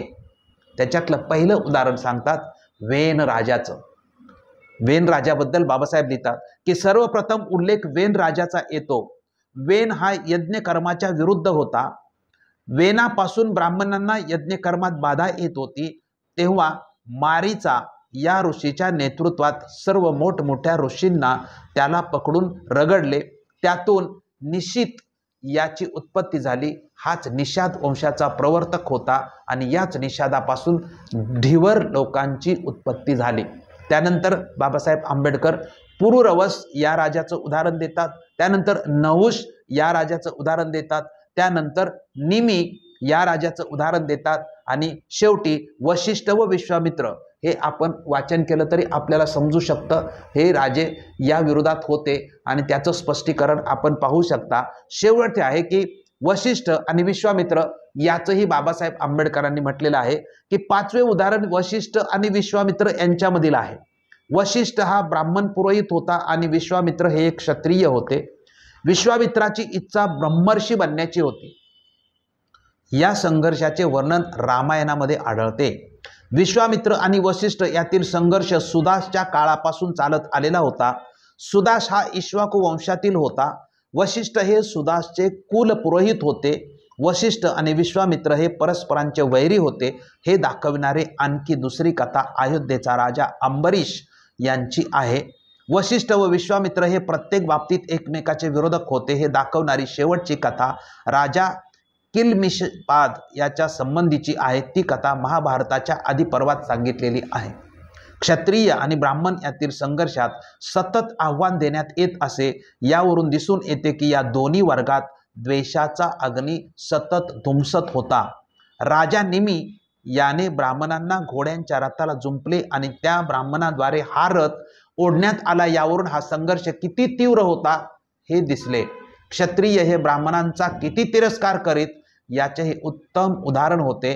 ब्राह्मण देखील असलाच प्रयत्न करीत असे। या पार्श्वभूमीवर म्हणजे क्षत्रिय आणि ब्राह्मणामध्ये असलेला जो संघर्ष आहे त्या पार्श्वभूमीवर मनूने काय भूमिका घेतलेली आहे ही जी बाबासाहेब आंबेडकरांनी सांगितलेली आहे ती समजून घेणं अतिशय महत्त्वाचं आहे। बाबासाहेब आंबेडकर लिहितात की मनूने ब्राह्मण व क्षत्रियामध्ये समेट घडवून आणलेला आहे। तो कसा तो पहा। आणि बाबासाहेब म्हणतात की ब्राह्मण आणि क्षत्रियामधील वर्ग संघर्ष हा युगानुयुगे असा चालत राहिला। ही पृष्ठभूमी पाहता मनूचे या संबंधी विचार मात्र विचित्र वाटतात। मनूच्या खालील श्लोकांनी पहा। श्लोक क्रमांक 4.135 आहे तो असा की ज्या कुणाला सामर्थ्यशाली व्हावयाचे असेल त्याने क्षत्रिय साप आणि विद्वान ब्राह्मणांची उपेक्षा करू नये किंवा किंबहुना ते किंचितही निर्बल असोत।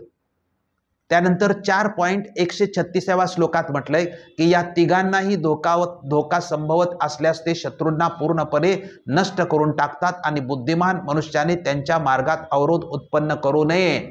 म्हणजे ब्राह्मण आणि क्षत्रियांना पॅरलल किंवा समांतर किंवा त्यांची स्तुती मनु कशा पद्धतीने करतो.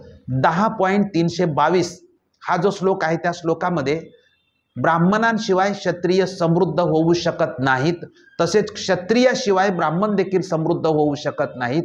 क्षत्रिय आणि ब्राह्मणांचा असा निकटचा संबंध आहे.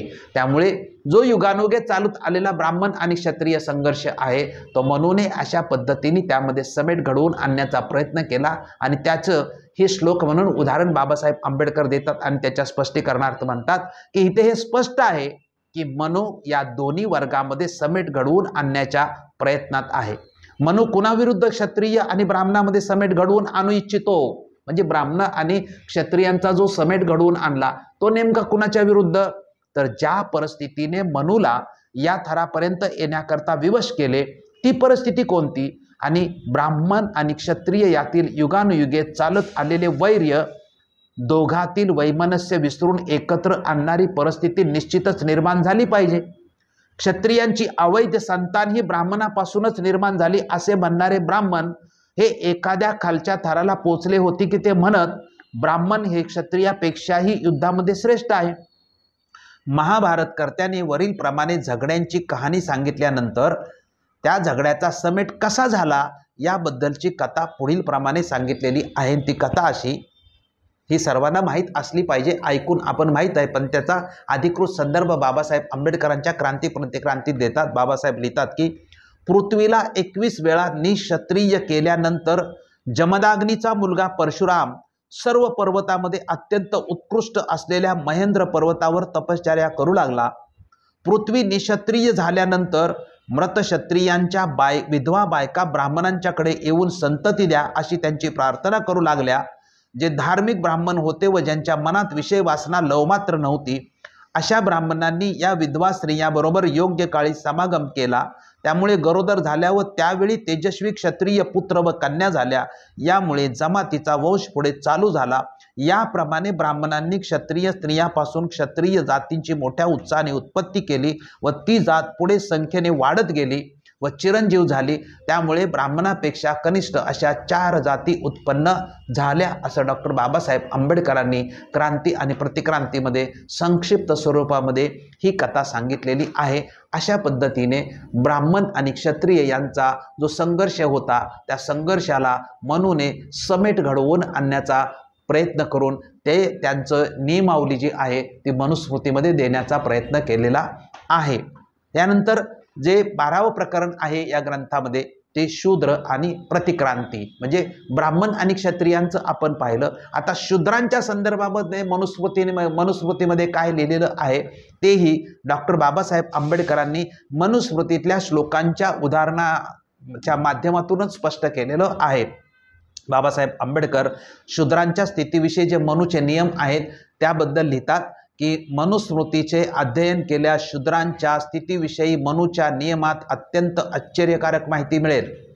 हिंदू समाजाचा सर्वात मोठ्या संख्येने अधिक असलेल्या भागाविषयी हिंदूंच्या मनोवृत्तीचे निर्धारण त्यावेळेला आणि वेळोवेळी या नियमांनी केलेले आहे. हे नियम खाली दिलेले आहेत ज्यावरून शूद्रांच्या स्थितीविषयी पूर्ण आपल्याला माहिती मिळेल. शूद्रांच्या स्थितीबद्दल मनुस्मृती काय लिहिते तर त्याच्यातला पहिला श्लोक दिलेला आहे तो म्हणजे 4.61 या नंबरचा जो श्लोक आहे की शूद्रांच्या राज्यात तिन्ही वर्णाने राहू नये असं स्पष्टीकरणात बाबासाहेब आंबेडकर लिहितात किंवा हा श्लोक आहे. मनु हा ब्राह्मण क्षत्रिय आणि वैश्य ग्रस्तांना आदेश देतो की ज्या देशाचा शासक शूद्र असेल त्या देशात राहू नये. शूद्र हा सन्मानित व्यक्ती होऊ शकत नाही असे मनु म्हणतो.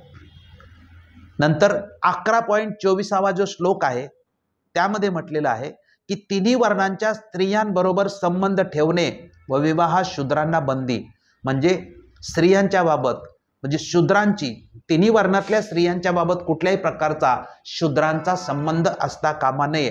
शूद्र आणि अस्पृश्य वेगळे हेही आपण या ठिकाणी लक्षात ठेवलं पाहिजे बरं का, की अस्पृश्य याच्याही खालची परिस्थिती, गावाच्या बाहेर किंवा ज्याला माणूस म्हणूनच कुठला मनुस्मृतीने अधिकार दिलेला नाही ते अस्पृश्य. आपण शूद्र, शूद्र म्हणजे कोण हेही लक्षात घेतलं पाहिजे. शूद्र म्हणजे आजचे जे आपण त्यांना ओबीसी म्हणतो ते शूद्र, त्यांच्याबद्दल काय लिहिलेलं आहे ते बघा, की ब्राह्मण कधीही म्हणजे शूद्रांची तिन्ही वर्णातल्या स्त्रियांच्या बद्दल संबंधाबद्दल म्हणतात की ब्राह्मण कधीही यज्ञ कार्यासारख्या धार्मिक कार्याला शूद्रांकडे धन मागणार नाही.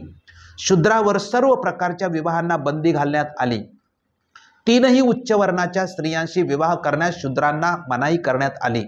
वरिष्ठ वर्गाच्या स्त्रियांशी शूद्रांनी कोणताही संबंध ठेवू नये असा मनूद्वारे शूद्रांना आदेश देण्यात आला आणि शूद्रांनी जर तिच्याशी व्यभिचार केला तर त्याला मृत्यूदंडाच्या शिक्षेचे प्रावधान करण्यात आलेले आहे.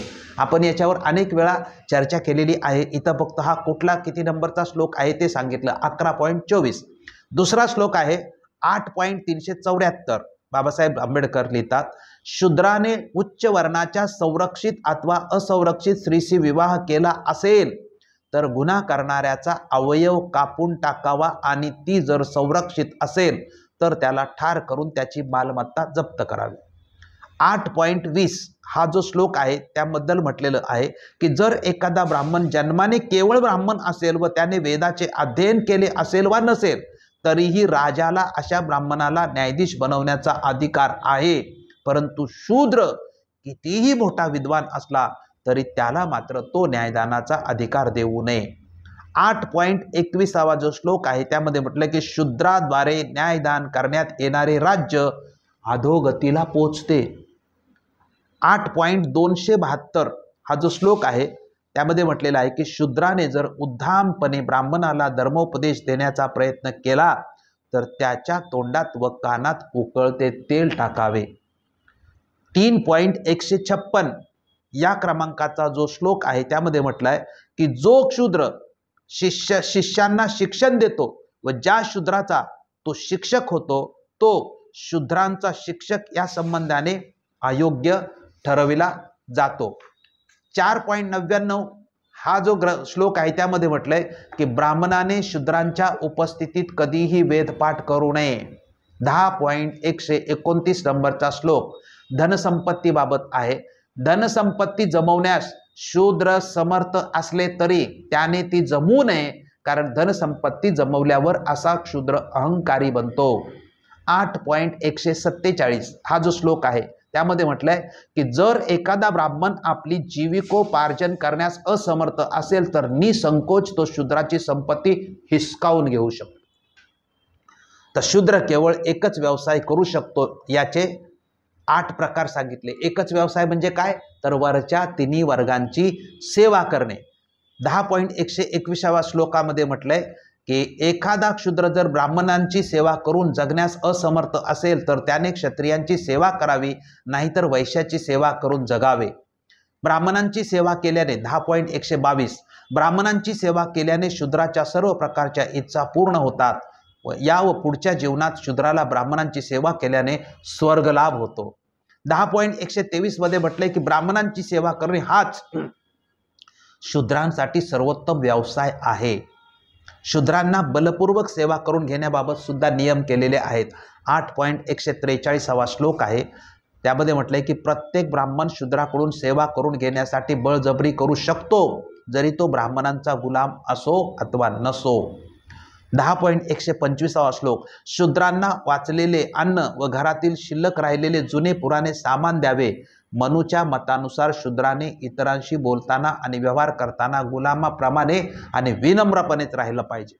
8.270 या श्लोकामध्ये म्हटलं की शूद्राने जर ब्राह्मण जातीचा व नावाचा उच्चार तिरस्काराने केला तर त्याची जीभ कापावी, कारण तो जन्मानेच नीच कुळात जन्मलेला आहे. 8.271 मध्ये म्हटलं की शूद्राने जर ब्राह्मण जातीचा अथवा नावाचा तिरस्काराने उच्चार केला तर 10 उंगाल लांबीची लोखंडी सळई तापवून लाल करून त्याच्या तोंडात घालावी. निरनिराळ्या वर्णातील नावं, आता नावांच्या संदर्भामध्ये ब्राह्मणाचे नाव मंगलसूचक असावं, क्षत्रियाचं नाव शक्तिसूचक असावं, वैश्याचं नाव धनसूचक असावं आणि शूद्राचं नाव दासभावक असावं. जसं आपण आता बघलो दगडोबा धोंडोबा अशी जी नावं आपल्याला मिळतात ती सगळी दासपूर्वक.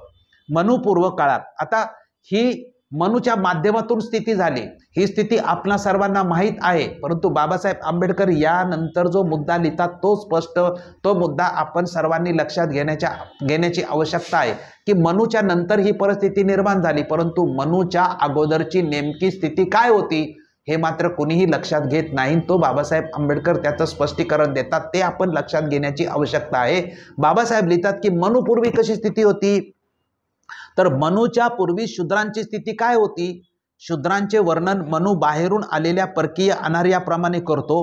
कुठल्याही प्रकारचे सामाजिक आणि धार्मिक अधिकार शूद्रांना प्राप्त होऊ नयेत अशी धारणा मुद्दाम लोकांच्या मनात भरवली गेली की शूद्र हे अनार्य होते. परंतु या बाबतीत कुठलीही शंका नाही की प्राचीन आर्य साहित्यातही यासंबंधी कुठलाही पुरावा आढळत नाही. आर्यांच्या धार्मिक साहित्याचा अभ्यास केल्यास असुर, सूर अथवा देव, यक्ष, गंधर्व, किन्नर, चारण, अश्विनी आणि निषाद आर्यांच्या धार्मिक साहित्याचा अभ्यास केल्यास त्यात विविध जाती समुदायांचा उल्लेख आढळतो. सर्वप्रथम आर्यांचा उल्लेख सापडतो. आर्यामध्ये 4 वर्ण होते, ब्राह्मण, क्षत्रिय, वैश्य आणि शूद्र. या व्यतिरिक्त आर्यांपेक्षा वेगळ्या अशा असुर, सूरदेव, यक्ष, गंधर्व, किन्नर, चारण, अश्विनी आणि निषाद इत्यादी नावांचा उल्लेख सापडतो. निषाद हे वनातील रहिवासी असून आदिम व असंस्कृत होते. गंधर्व, यक्ष, किन्नर, चारण आणि अश्विनी हे व्यावसायिक वर्ग होते.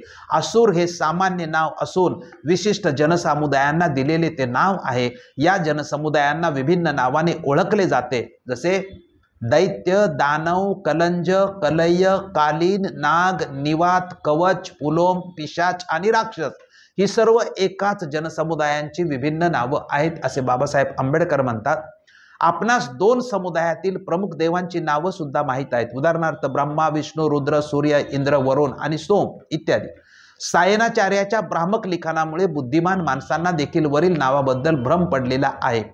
लोकांचा यावर विश्वास बसला आहे की असुर हे मानव समूहातील नव्हते, तर असुर हे लोक रात्र झाल्यावर आर्यांना त्रास देणारे भूत पिशाच्य होते.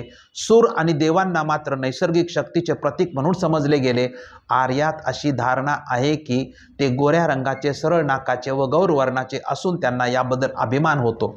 दस्यू म्हणजे अनार्य लोकांबद्दल ही धारणा आहे की ते येथील आदिवासी होते, त्यांचा रंग काळा आणि नाक चपटे होते. आर्यांनी भारतावर आक्रमण करून अनार्य लोकांना पराजित केले व त्यांना आपले दास बनवले.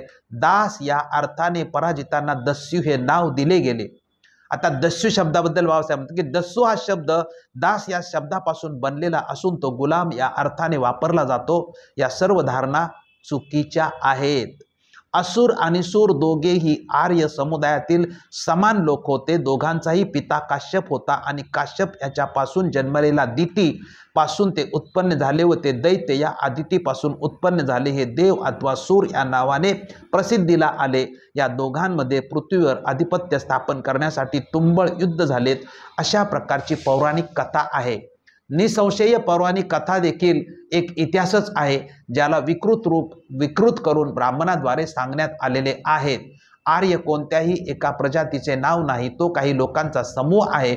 आर्य संस्कृती या नावाची एक विशिष्ट संस्कृती होती, ज्यामध्ये आर्यांचे हितसंबंध गुंतलेले होते. जो व्यक्ती आर्यात सामील होण्याची इच्छा ठेवीत असे त्याला आर्य संस्कृती स्वीकारावी लागत असे. आर्यामध्ये काळ्या रंगाचे, चपट्या नाकाचे असे कोणत्याही प्रकारचे लोक नव्हते. ते आर्याहून भिन्न असे होते. वरील धारणा वर्ण आणि अनास या शब्दाचा चुकीचा अर्थ लावला गेल्यामुळे तयार झालेली आहे.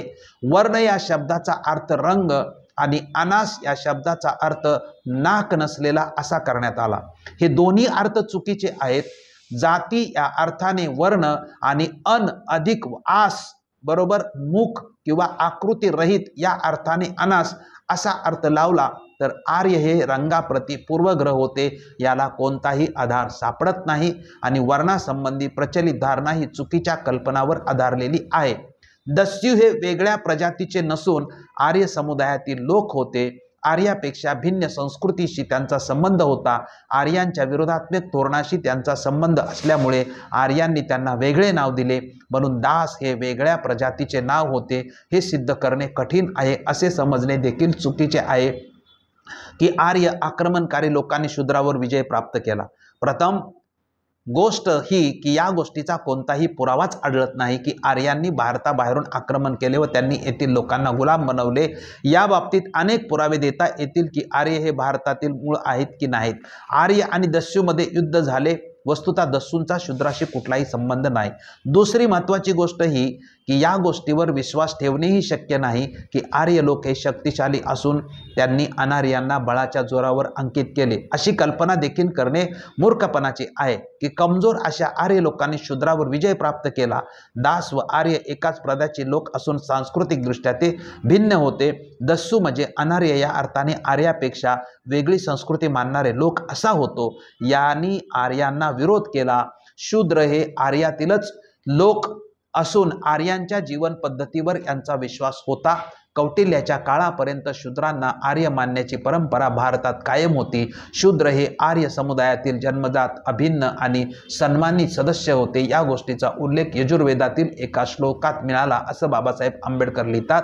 शूद्र केवळ मंत्रीच बनू शकत असे नाही तर राजे सुद्धा बनू शकत। एखादा क्षुद्र राजा बनू शकतो किंवा नाही याबद्दल मनूची धारणा शूद्राविषयी ऋग्वेदामध्ये उल्लेखित कथेच्या अगदी विपरीत आहे। वेदामध्ये वर्णित सुदास हा राजा दिवसेंदिवस याचा पुत्र असून तो शूद्र होता हे वाचून कित्येकांना आश्चर्य वाटेल। ऋग्वेदाच्या 10व्या मंडलातील अनेक मंत्रांनी रचना कधी एलुस नावाच्या शूद्र ऋषींनी केली आहे। पूर्वमीमांसा, कात्यायन, स्तोत्र, स्तोत्र आणि शतपथ ब्राह्मण यामध्ये शूद्रांच्या योग्यतेबद्दल भरपूर पुरावे मिळतात। सुप्रसिद्ध अश्विनी कुमार हा सुद्धा शूद्रच होता। अशा प्रकारे आर्य लोक आपल्या संस्कृतीमध्ये इतरांना वरील व्रात्यस्तोम संस्काराद्वारे परिवर्तित करून आर्य संस्कृतीचा फैलाव करीत असुर आर्यांच्या यज्ञ संस्कृती आणि चातुर्वर्ण्याच्या विरोधी होते। त्यांना देखील आर्य संस्कृतीत हजारोच्या संख्येने परिवर्तित करण्यात येत असे। हिरण्यकश्यपूचा मुलगा प्रल्हाद याला अशाच प्रकारे आर्य संस्कृतीत परिवर्तित करण्यात आले होते, परंतु शूद्र विरोधी दृष्टिकोन हा स्वीकारण्यात आला। त्यांना बहिष्कृत करण्यात का आले हे स्पष्टीकरण म्हणजे मनूच्या काळातली परिस्थिती आणि मनूच्या पूर्वीच्या काळातली परिस्थिती हे दोन मुद्दे जे आहेत ते इथे बाबासाहेब आंबेडकरांनी स्पष्ट केलेले आहेत। आपण मनूच्या नियमांच्या आधारे म्हणतो, पण मनूच्या अगोदर नेमकी काय परिस्थिती होती तेही मुद्दे आपण पाहिले पाहिजेत। आणि आजचा जो शेवटचा मुद्दा आहे तो स्त्री आणि प्रतिक्रांती, हे 13वे प्रकरण आहे। यामध्ये जे मनुस्मृतीने स्त्रियांच्या बाबतीत, मग ती स्त्री कुठल्याही वर्गातली असो, त्या स्त्रीच्या बद्दल जे म्हणून काय म्हटलेलं आहे ते बाबासाहेब आंबेडकरांनी या ग्रंथामध्ये स्पष्ट केलेलं आहे। बाबासाहेब म्हणतात की ज्या प्रमाणात मनुष्य शूद्राबद्दल नीच विचारधारणा प्रस्तुत करतो तीच नीच विचारधारणा स्त्री वर्गाबद्दल सुद्धा प्रस्तुत करतो। स्त्री वर्गाबद्दल हीन विचार ठेवताना मनू म्हणतो आणि त्याचा श्लोक नंबर 2.213 या श्लोकामध्ये म्हटलेलं आहे की पुरुषांना मोहित करणे हा स्त्रियांचा मूळ स्वभाव आहे आणि म्हणून बुद्धिमान माणसे सुद्धा स्त्रियांच्या सहवासात राहू शकत नाहीत। श्लोक नंबर 2.214 यामध्ये म्हटलं आहे कारण या जगात स्त्रिया केवळ मूर्खांनाच वाईट मार्गाला लावत नाहीत तर विद्वान माणसालाही वासनेचा आणि क्रोधाचा गुलाम बनवतात। श्लोक नंबर 2.215 पुरुषाने आई, बहीण किंवा मुलगी यांच्याबरोबर एकांतात बसू नये कारण इंद्रिय शक्तिमान असतात आणि ते विद्वान माणसांनाही आपल्या प्रभुत्वाखाली आणतात। 9.14 हा जो श्लोक आहे त्यामध्ये स्त्रियांना सौंदर्याची पर्वा नसते किंवा त्याचे वयाकडेही लक्ष नसते। जे अशी अनेक स्त्रियांच्या बद्दल आहे की ती स्त्री कुठल्याही वर्गातली असेल तरी स्त्रीबद्दल मनूची काय भावना होती याचं आपण अनेकदा चर्चा करताना पाहतो की आपल्याला म्हणजे ते वाचतानाही सुद्धा अवघडलं जातं, एवढे वर्णन याच्यामध्ये केलेलं आहे। त्यामुळे स्त्रियांच्या बाबतीत जी गोष्ट मनूने सांगितलेली आहे त्या बाबतीमध्ये हे जे सगळे श्लोक आहेत ते श्लोक म्हणजे किती वाचले तरी एकंदरीत स्त्रीच्या बाबतीतचा जो त्याचा दृष्टिकोन होता तो दृष्टिकोन मात्र अतिशय आपल्याला भयानक वाटतो। बाबासाहेब आंबेडकर म्हणतात की मनुपूर्व काळातील स्त्री जीवन म्हणजे मनुस्मृतीच्या माध्यमातून जे होतं, पण मनुच्या पूर्वीच्या काळातलं स्त्री जीवन कसं होतं हा पुन्हा मुद्दा आपण स्पष्ट करणं आवश्यक असते. मनुने तर ही अत्यंत स्त्रीला रिस्पेक्ट नावाची किंवा तिला आदर्श किंवा तिच्या म्हणजे सर्व शूद्र असेल, अस्पृश्य असेल किंवा कुठल्याही वर्गातील स्त्री असेल, तिला कसलेही म्हणजे तिला काही कळतच नाही, ती म्हणजे तिचं संपूर्ण जन्मापासून मृत्यूपर्यंत संपूर्ण जीवन आहे की जन्मापासून विवाहापर्यंत ती वडिलांच्याच आधिपत्याखाली पाहिजे, लग्नापासून ती नवऱ्याच्या असली पाहिजे, नवऱ्याच्या नंतर ती मुलांच्या आधिपत्याखाली असली पाहिजे, ना तिला संपत्तीचा अधिकार ना तिला कुठल्याही प्रकारचा कसलाही अधिकार नव्हता. हा अधिकार डॉक्टर बाबासाहेब आंबेडकरांच्या माध्यमातून हिंदू कोड बिलाच्या माध्यमातून मिळतो. इथपर्यंत स्त्रीची अवस्था मनुस्मृतीच्या माध्यमातून वाईट होती. मनुस्मृतीच्या पूर्वी मात्र स्त्रियांची कशी अवस्था होती याबद्दल बाबासाहेब आंबेडकर लिहितात. बाबासाहेब म्हणतात की मनुपूर्व काळातील स्त्री जीवन वेदात लिहिले आहे की स्त्रियांना देखील उपनयनाचा अधिकार आहे. ब्रह्मचर्य अवस्था संपल्यानंतर स्त्री ही विवाहयोग्य होत असते. मनुपूर्वीची स्थिती बघा. श्रोतसूत्रामध्ये हे स्पष्टपणे लिहिले आहे की स्त्री देखील वेदमंत्राचे उच्चारण करू शकते आणि वेदमंत्रातील शिक्षण देखील दिले जात असे. पाणिनीच्या अष्टाध्यायीमध्ये याचा उल्लेख सापडतो की प्राचीन काळात स्त्रिया गुरुकुलात देखील जात असत आणि वेदांच्या विशिष्ट शाखेचा अभ्यास देखील करीत असत. एवढेच नव्हे तर त्या मीमांसेत देखील प्रवीण असत. पतंजलीच्या महाभाष्यात लिहिले आहे की स्त्रियांना शिक्षण देखील घेता येत असे आणि त्या लहान मुलांना वेद देखील शिकवत असत. धर्म, अध्यात्म आणि तत्वमीमांसेतील कठीणातील कठीण विषयावरती स्त्रियांचे पुरुषाबद्दल वादविवाद होत असत. या बाबतीत अनेक उदाहरणे देता येतील. जनक आणि सुलभ, याज्ञवल्के आणि मैत्रेयी, तसेच शंकराचार्य आणि विद्याधारी यांच्यामध्ये चाललेल्या वादविवादामधून सिद्ध होते की मनुपूर्व स्त्रिया शिक्षण आणि ज्ञानाच्या उच्च पातळीपर्यंत पोहोचलेल्या होत्या. मनुपूर्व स्त्रियांना समाजात मानाचे स्थान होते हे कोणीही नाकारू शकत नाही. प्राचीन काळात राजाच्या राज्याभिषेकाच्या वेळी ज्या स्त्रियांची महत्त्वाची भूमिका असे त्यात राणीचा देखील समावेश होता. राजा इतरांप्रमाणेच राणीला देखील वर प्रदान करीत असे. एवढेच नव्हे तर खालच्या जातीतील आपल्या इतर राण्यांना देखील राजा सन्मानित करीत असे. राज्याभिषेकानंतर राजा आपल्या राज्यातील मंत्र्यांच्या राण्यांना देखील अभिवादन करीत असे. कौटिल्याच्या काळात स्त्री ही 12 वर्षाची व पुरुष हा 16 वर्षाचा असताना वयस्क मानला जात असे. बौधायनाच्या गुह्य सूत्रामध्ये लिहिले आहे की यानंतरच स्त्रिया विवाहयोग्य होतात. मनुच्या नियमाच्या विरुद्ध कौटिल्याच्या काळात स्त्रीचा जर पतीसोबत वैरभाव अथवा घृणभाव किंवा तिचा पती दुष्चरित्र असेल तर त्या स्त्रीला घटस्फोटाचा अधिकार होता. एवढेच नव्हे तर विधवा अथवा एखाद्या स्त्रीला पुनर्विवाह करण्याचा हक्क सुद्धा होता. मनुपूर्व काळात पती मेल्यावर संपत्तीचा अधिकार सुद्धा स्त्रियांना प्राप्त होता. हे वाचून तर आपणास आश्चर्य वाटल्याशिवाय राहणार नाही. मनुपूर्व काळाच्या पतीच्या छळ अथवा जाचापासून मानहानीपासून सुटका करून घेण्यासाठी न्यायालयात सुद्धा जाण्याचा अधिकार स्त्रीला होता. अनुमान बाबासाहेब सांगतात की मनुपूर्व काळात स्त्री ही स्वतंत्र होती आणि पुरुषांच्या बरोबरीने समान होती, परंतु मनोनीतीची पूर्णपणे अधोगती केली आहे. अशा प्रकारे आपण एकूण ही जी संपूर्ण 7 प्रकरणं की मनुस्मृतीशीच कशी निगडीत आहे, म्हणजे पुष्यमित्राच्या क्रांतीनंतर मनुस्मृती तो निर्माण करतो आणि मनुस्मृतीच्या माध्यमातून ब्राह्मण, क्षत्रिय, वैश्य श्रेष्ठ आणि ब्राह्मण सर्वश्रेष्ठ मानला गेला आणि त्यानंतर संपूर्ण मनुस्मृती समाज व्यवस्थेवर कशी लादण्यात आली. बाबासाहेबांनी मनुस्मृतीबद्दलही स्पष्टीकरण देण्याचा प्रयत्न केलेला आहे. मनुस्मृतीचे श्लोकच देऊन म्हणजे हा सूर्य हा जैत्र असं स्पष्टीकरण केलेलं आहे. आणि बाबासाहेब आंबेडकरांनी मनुस्मृतीच्या पूर्वीच्या काळामध्ये सुद्धा ब्राह्मण, क्षत्रिय, वैश्य, शूद्र यांनी स्त्री यांची नेमकी अवस्था काय होती हे सुद्धा सांगितलेलं आहे. तो मुद्दा अतिशय महत्त्वाचा आहे.